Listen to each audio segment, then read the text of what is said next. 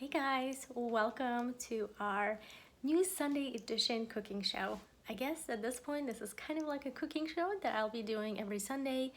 Maybe I'll do it more than once a week. We'll see how that goes. And for today's recipe, we are going to be making something delicious, something sweet, but yet healthy. And what I've got here is it's cookie dough made from chickpeas. Look how amazing it looks. So now I'm going to take you through some of the steps and recipe tips on how to make this. Our main ingredients are going to be chickpeas. So you're going to need a cup and a half of cooked chickpeas, and that is basically 1 can of chickpeas. You will also need about a quarter cup of chocolate chips. I'm using Enjoy Life brand, and it is dairy free, and they sell it on Amazon too. If you can't find it, you can always get it on Amazon. And I'm using a quarter cup of chocolate chips, but you can always add more depending on your taste, but it's good to start with a quarter cup. Then for sugar, I'm using this light brown sugar, but I've made this recipe with dark brown sugar. I've made it with maple syrup, agave, all kind of sweeteners work. For this recipe, use a quarter cup of sugar, so it could be white sugar, brown sugar. But if you are using maple syrup or agave, I would cut it by half, because usually liquid sugars are way sweeter. So, and you can always add more. So if you're using maple syrup or agave, I would just add 1/8 of a cup and then take it from there. Then you will also need 1/8 of a teaspoon of salt, sea salt, and 1/8 of a teaspoon of baking soda. And this is what I have. I have 2 teaspoons of vanilla extract, very important. And here you will need some kind of nut or seed butter base. So you will need a quarter cup of that in this recipe to make this whole batch. And here I have peanut butter just because I love peanut butter, but you really can use any nut butter. Almond butter, cashew butter. If you have sunflower seed butter, that also works really well. But in this recipe, you need some kind of binding ingredient that's creamy, and this nut or seed butter is going to serve as a binding ingredient. All right, so now we are going to move to our step 2 in blending these ingredients.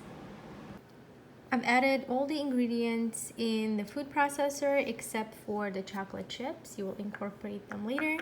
Now we're going to blend this together.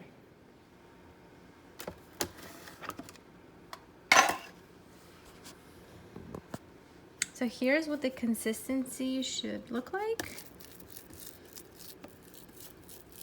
It is a little bit dry, but it's very well blended. And now we're going to transfer this into a bowl. And now we're going to add our chocolate chips.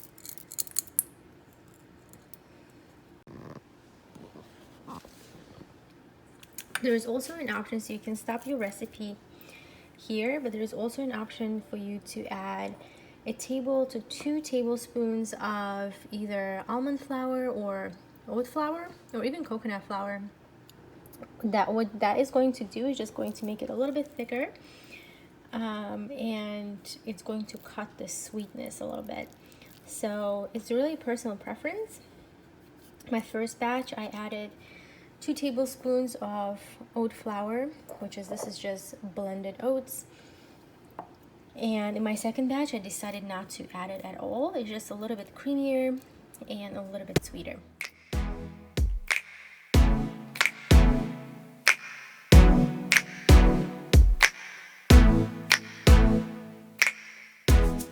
Okay, I hope you enjoyed the recipe, and I'm gonna do a quick taste test for you guys to just assure you how amazing this recipe is. And I have my little mason jar here. I'm taking a teaspoon of that. Yum. It's so fluffy. And right now, I did not put this in the fridge because it's a fresh batch that I made. If you put it in the fridge, it gets a little bit harder, but some people prefer it that way. But it's very like cookie doughy, moussey consistency, and I made mine, as I said, with peanut butter because I love it so much, and peanut butter is just what I have on hand right now. But you can really switch this up. You can make it one week with almond butter, next week with sunflower seed butter. Just keep rotating. Honestly, I think this recipe could also, you can also add some coconut chips to it to have it a little bit of a coconutty flavor, or even a little bit of like a tablespoon of coconut flour, and also make the taste a little bit more coconutty. So there's just too many different ways you can make it, but for the first time, if you're making it, I would just go with the simple recipe that I shared today, and then you can just kind of modify it based on your taste. Right, I hope you guys enjoyed it, and I will see you later.